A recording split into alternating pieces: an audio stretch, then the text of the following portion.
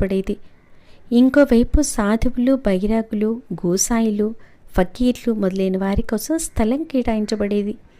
ముందువైపు పాడేవాళ్ళకి, సన్నాయిడోలు వారించేవారికి, నాట్యం చేసేవారికి ఇలా నృత్య గాన కౌశల్యం ఉన్నవారిని కూర్చోబెట్టేవారు. దర్బార్ అంటే పై అన్ని రకాల జనుల సముదాయం ఒక దగ్గర పోగయి తమ కళను ప్రదర్శిస్తూ ప్రభు దర్శనం మరియు ప్రసాదం పొందే మహత్తరమైన స్థానం. ఇలాంటి దర్బార్ ఇప్పటి సంస్థానాపది కార్యకలాపాల్లో అనేక ప్రసంగాల్లో కూడా చూడొచ్చు.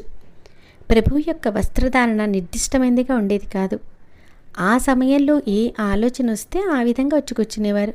అప్పుడప్పుడు తలపై విలువైన జరీ తలపాగాతో, శరీరంపై అంతకంటే విలువైన జుబ్బా, మెడలో ముత్యాల హారం, చెవులకు కర్ణాభరణాలు, రత్న ఖచిత పుష్పం తలపై పెట్టుకుని హొక్కా తాగుతూ కూర్చునేవారు.